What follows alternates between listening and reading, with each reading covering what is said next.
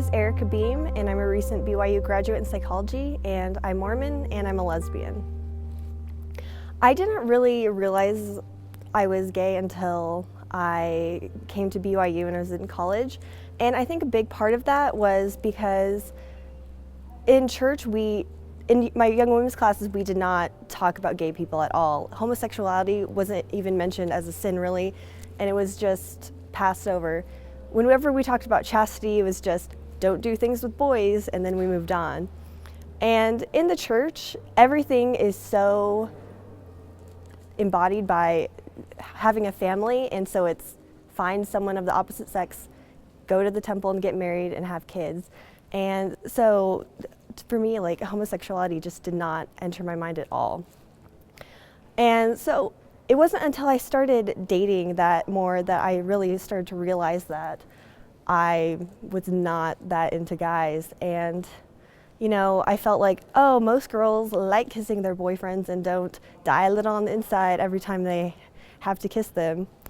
And so that's when I really started to examine my feelings. And so I started to consider everything and just thought, oh, there have clearly been signs since I was growing up. I always felt uncomfortable when other women touched me, and I didn't really know why, but it was just, I just felt, oh, I don't like this feeling that is different than when I hug guys.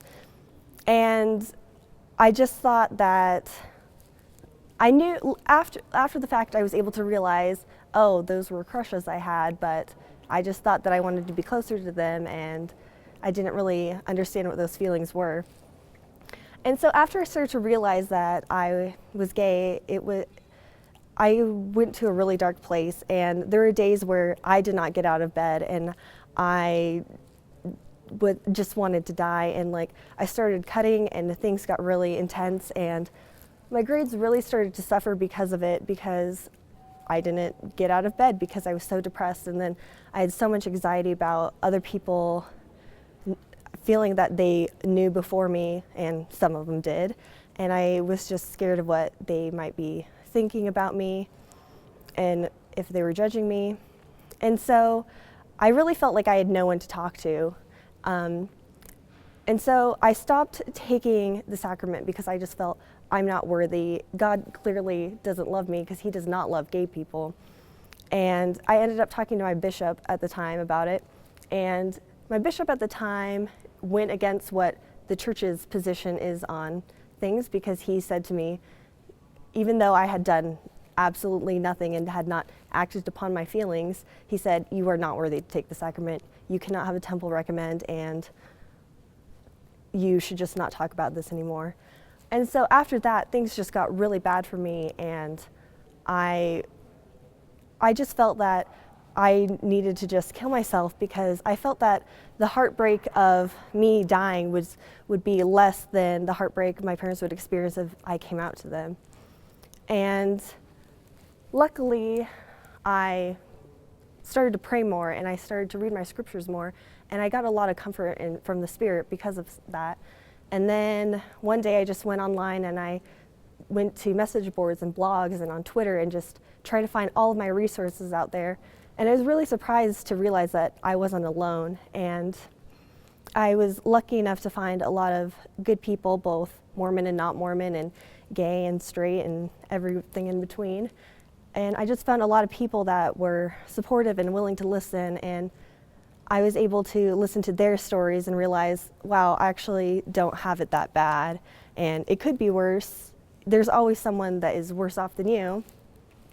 And that eventually brought me to USGA at BYU, where my community was strengthened even more, and I was able to find these people are in pretty much my exact situation of they're at BYU, where a lot of people have certain ideas about what gay people are like, and they also are struggling with the same issues of feeling rejected at church and by their peers and their family. And so that really helped me a lot and strengthened me to carry on.